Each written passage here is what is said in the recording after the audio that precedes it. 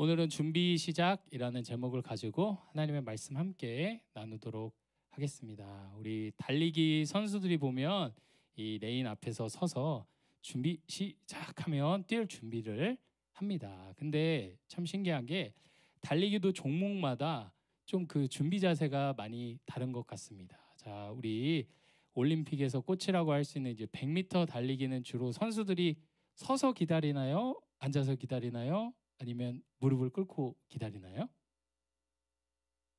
모르시나요? 네, 달려라 하니 생각하며 이렇게 또 주저앉아서 있고, 반면에 마라톤은 어떻게 준비 자세를 취할까요? 네, 그냥 서서. 가끔 그런 경우 있습니다. 마라톤인데 단거리 뛰듯이 스타트 자세를 하고 뛰자마자 단거리처럼 뛰고 5분 뒤에 안 보이는 경우, 이런 경우도 있는데, 이처럼 우리는 무언가 튀어나갈 준비를 하기 위해서 이제 내가 준비가 됐다, 갈 상황이 됐다라고 하면 바로 액션을 취할 자세를 취하게 됩니다.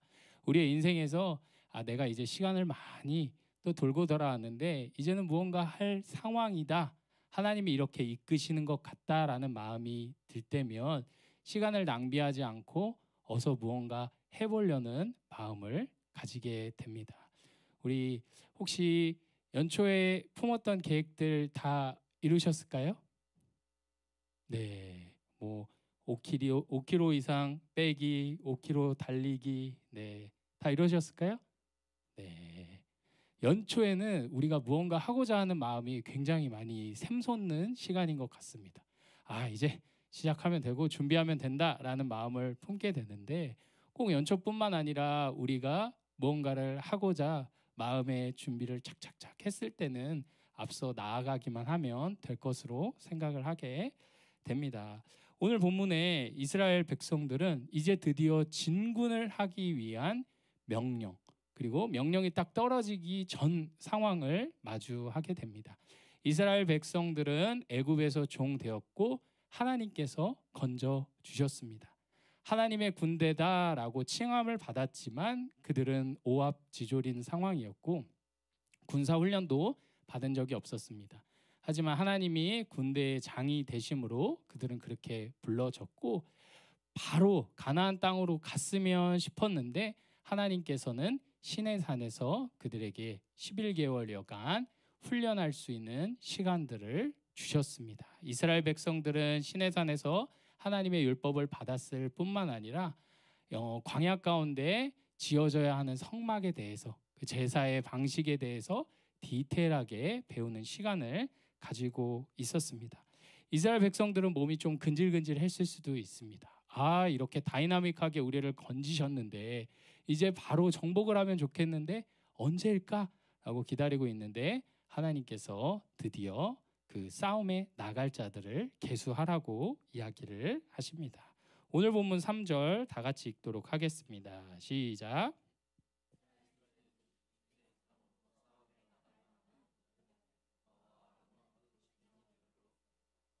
네, 이제 20세 이상으로 나갈 수 있는 자들을 계수하라. 그리고 지파별로 이렇게 계수를 하라라고 이야기를 하고 있습니다. 민수기 이제 첫째 장 읽으면 누가 5만 몇 천이요 이런 얘기가 쭉 나옵니다. 이 얘기가 지금 어떤 대목에 있었냐면 이스라엘 백성들이 구원함을 받아서 시내산에서 묵혀있는 시간이 있고 이제 하나님께서 나가기 직전에 준비를 시키시는 그 상황을 말을 하고 있습니다. 이처럼 하나님께서 때가 되면 움직이게 하십니다. 우리의 마음에 소원을 주시기도 하고 우리의 마음에 품게 하시는 뜻이 있어서 우리 젊은 청년들도 그렇고 또 새로워진 목표를 향해 가야 할 그 시기를 하나님께서 허락을 해 주십니다. 이제는 우리가 어떻게 하면 될까요? 이제 준비 명령이 떨어졌으니까 바로 튀어나가면 될 것 같은, 그 튀어나가길 바라시는 하나님의 소리를 집중해서 들으면 될 것 같은데 오늘 본문의 상황을 보면 그렇지 않습니다. 우리가 읽은 내용만을 보자면 이스라엘 백성들이 이제 싸움에 나갈 자들을 계수하고 실제로 둘째 해, 출애굽한 지 둘째 해 두 번째 달에 1일에 이 명령이 떨어지고 그들은 20일에 출격을 하게 됩니다. 우리가 읽지 않았는데요. 10장 11절을 보면 잠시만요. 10장 11절을 보면 둘째 날 스무 날에 구름이 증거의 성막에서 떠오르매 이스라엘 자손이 시내 광야에서 출발하여 자기 길을 가더니 바란 광야에 구름이 머무니라라고 되어 있습니다. 이들이 출애굽한 지 1년여가 지난 이후에 둘째 달 1일에 싸움에 나갈 자를 계수하라 명령을 들었고 둘째 날 20일에 출발을 하게 됩니다. 실제로 하나님께서 계수하라고 한 명령이 있고 얼마 지나지 않아서 출격을 하게 됩니다. 이 상황만을 보면 하나님께서 이들에게 명령을 내리셨기 때문에 이들은 요이 땅 하면 출발할 준비를 하면 되겠구나라고 생각이 들 수 있습니다. 하지만 우리가 이 민수기는 전체적인 구조를 통해서 그 의미를 확인해야 하는 책입니다.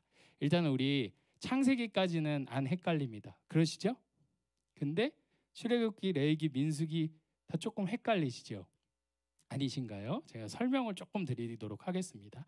출애굽기는 이스라엘 백성들이 노예됐던 그 시점부터 출애굽을 해서 이제 시내산에 올라가서 하나님의 말씀을 듣고 성막을 어떻게 지어야 되는지를 들은 다음에 실제로 성막을 처음 세우게 된 시점까지를 다루고 있습니다. 그러니까 둘째 해 1년이 지난 출애굽한 시점을 원년으로 잡으니까 둘째 해 1월 1일까지가 출애굽의 내용이고 레위기는 언제부터의 내용일까요?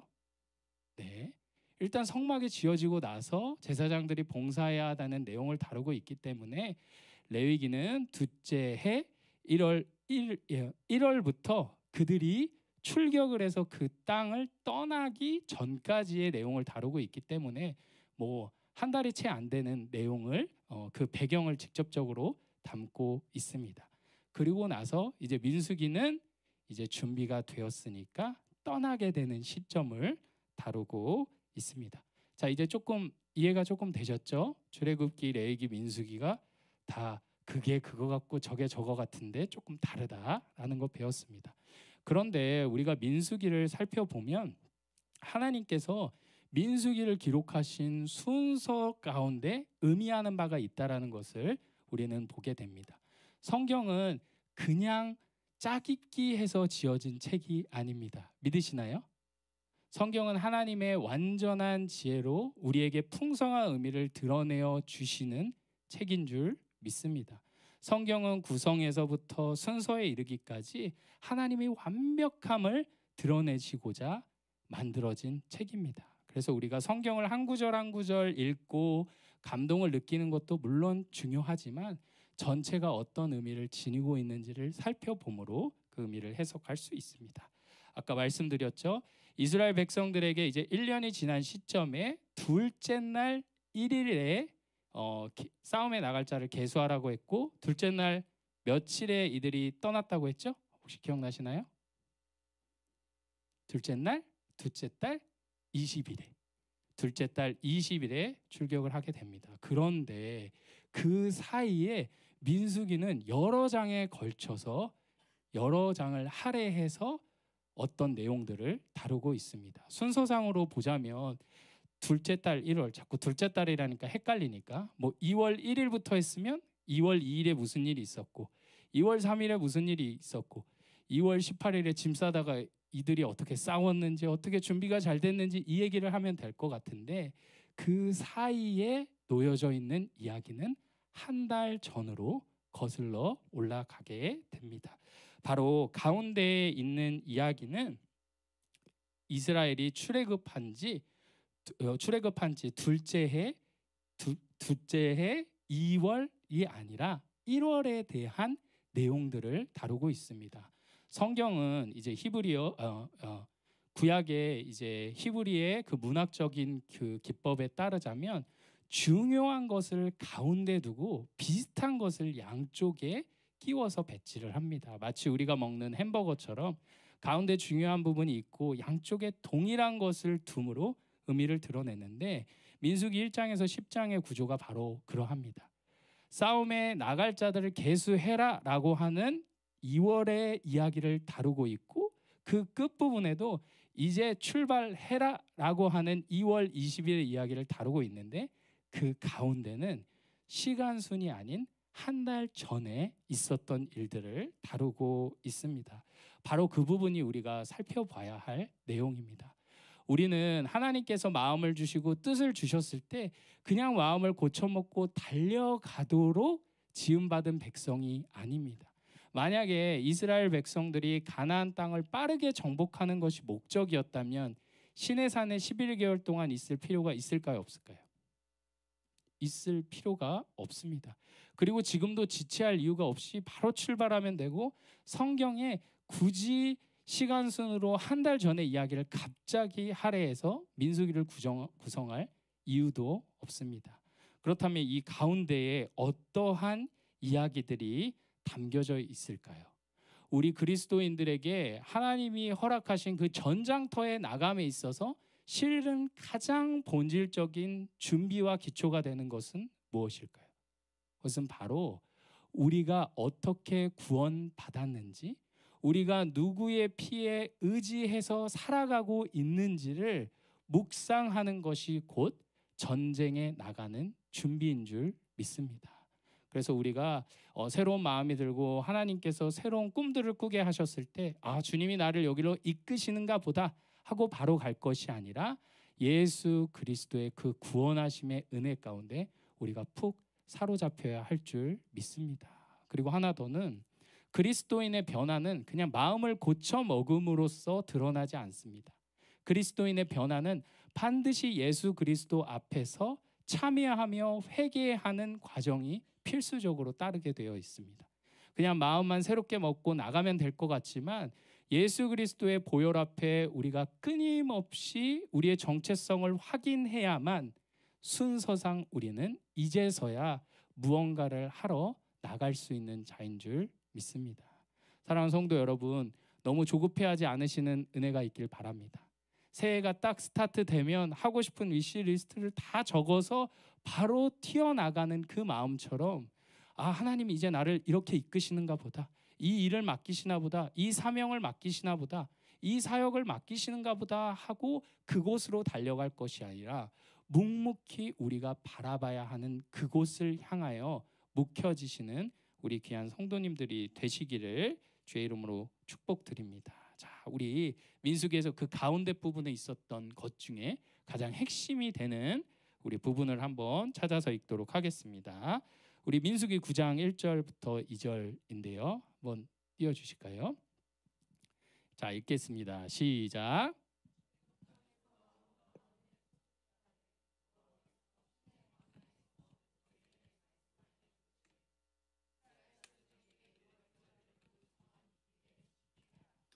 아멘. 제가 아까 말씀드린 바로 그것입니다. 실제로 싸움에 나갈 준비를 했으면 사람들 센 다음에 출발하면 되는데 그 가운데 부분에는 실은 시기적으로 한 달 뒷전에, 한 달 전에 해당했었던 하나님의 명령이 놓여져 있습니다. 그 명령은 무엇이었죠? 유월절을 지키라는 것입니다. 그리스도인들에게서 삶에서의 전투는 그냥 내가 마음 먹어서 출발하는 전투가 애초에 아닙니다. 우리가 구원함을 왜 받았는지, 우리는 누구로 말미암아 구원을 받았는지, 왜 우리는 하나님의 군대라고 여김을 받게 되었는지 그 유월절의 피를 묵상함으로, 유월절 어린 양의 피를 묵상함으로 우리는 전쟁에 나가야 하는 자들이기 때문입니다. 그냥 우리가 마음에 좋은 변화를 가지고 우리가 무언가를 해내기 위해서 정처 없이 바쁘게 생활하는 것이 우리의 목표라면 우리 굳이 시간을 내어 교회에 나올 이유도 없고 굳이 시간을 내어 우리의 과거를 되돌아볼 이유도 없습니다. 그런데 하나님께서 우리에게 이와 같이 요청하시는 것은 우리가 삶을 살아가면서 전쟁터 같은 그곳에 나아감에 있어서도 우리에게 있어서 가장 본질적인 영적 준비는 유월절을 지키는 것입니다. 우리는 지금 어떻게 유월절을 지킬 수 있을까요? 바로 우리를 구원하신 예수 그리스도의 은혜 가운데 우리가 한없이 순복함으로 순종하는 마음을 가져야 합니다. 내 스스로의 힘으로, 내 스스로의 노력으로 괜찮았을 것 같은 마음으로 정돈해서 나아가는 게 아니라 나는 누구였을까? 나는 왜 하나님의 소유가 되었는지, 나의 걸음이 왜 의미가 있게 되는지를 예수 그리스도의 피 가운데 우리가 묵상하게 된다면 우리는 하나님을 의지할 수밖에 없습니다. 우리는 때때로 내가 먼저 가고 하나님이 보살펴 주기를 바랄 때가 있습니다. 하나님, 저 이런 마음이 생겼어요. 제가 이 사업을 시작할게요. 그러니까 걸음을 좀 인도해 주세요. 하나님, 제가 이 길을 가고 싶어요. 이곳을 가고 싶어요. 유학을 가고 싶어요. 하나님 아버지, 직장을 잡고 싶어요. 하나님 도와주세요. 라는 마음을 부르는데 우리가 막연히 부를 대상은 하나님이 아니라 삼위일체 하나님, 우리를 구원하신 그 예수 그리스도와 성령님, 성부 하나님의 이름을 우리가 부르며 나아가야 합니다. 하나님, 저의 걸음이 어디서부터 놓여 있는지를 제가 확실히 알게 해 주세요. 이 땅에서의 삶의 성취를 위해 튀어나가는 인생이 아니라 영원히 죽었어야 할 제가 예수 그리스도의 보혈로 값없이 구원함을 받았으니 그 한 걸음 한 걸음마저 예수님의 걸음이 되게 하여 주시옵소서. 내가 그 뜻을 알지 못하고 지금은 당장 내가 공부를 더 해내기 위해 애써야 할 것 같지만 내가 누구인지를 먼저 깨닫게 해 주시옵소서라고 우리가 기도하며 나아가야 할 줄 믿습니다. 그래서 우리 믿음의 다음 세대들이 무언가 준비하기 굉장히 바쁘고 어려운 시기입니다. 우리 옆에 청년들이나 우리 학생들을 우리 젊은 우리 성도님들이 이렇게 응원해 주셨으면 좋겠습니다. 수고가 많아요. 한 번만 좀 해주실까요? 옆에. 네. 다들 수고가 많으시지만 우리 젊은 청년들이 그 걸음을 찾아 나가는 길이 참 외롭고 힘듭니다. 예전에는 참 취업하는 게 어렵지 않은 시대를 또 우리가 경제 호황기에 누리기도 했는데 지금 우리 청년들은 그 어떤 세대보다 정말 공부를 많이 하고 똑똑한 친구들이지만 가야 하는 그 관문이 매우 어려워서 좀 이렇게 좀 마음이 어려운 시기를 보내기도 합니다. 하지만 우리가 그들을 응원할 때 진심으로 기도해 줄 것은 그들이 마음먹은 것을 해낼 수 있게 힘을 주세요가 아니라 그들이 바삐 가지 않고 묵혀져서 예수 그리스도 앞에 놓여져 있는 그들의 한 걸음 한 걸음을 참되게 묵상하며 나아가게 해 주시옵소서라고 우리가 함께 기도해 주는 것이 다음 세대를 위한 길인 줄 믿습니다. 그냥 막연히 늦게 가도 괜찮아요. 돌고 돌아도 괜찮아요. 마음의 여유를 가지세요가 아니라 왜 여유를 가져야 하죠? 예수 그리스도 앞에 그 보혈 앞에 복음 앞에 관통된 내 삶을 확인하는 시간을 반드시 가져야만 하기에 우리는 여유를 가져야 합니다. 그래서 우리 다음 세대, 믿음의 다음 세대를 위하여 기도해 주실 뿐만 아니라 우리 자신의 삶도 인생의 길목길목마다 놓여져 있는 여러 가지 미션과 과제를 마주할 때도 하나님이 허락하신 그 걸음을 찬찬히 살펴보시는 우리 성도님들의 삶이 되길 축복드립니다. 기도하도록 하겠습니다.